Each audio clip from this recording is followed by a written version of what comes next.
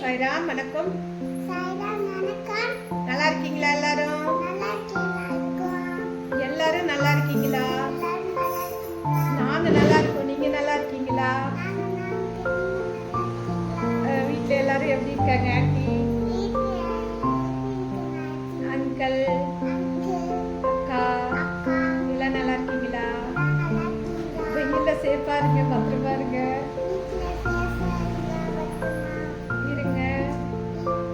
நிறைய ஜூஸ் ஐஸ்கிரீம்லாம் சாப்பிடுங்க. இப்போ உனக்கு என்ன சாக்லேட் கேட்டிருக்க? என்னது? காதுலயே விழல. ஃப்ரூட்டா? காதுல விழல சொல்லு. ஃப்ரூட்டா?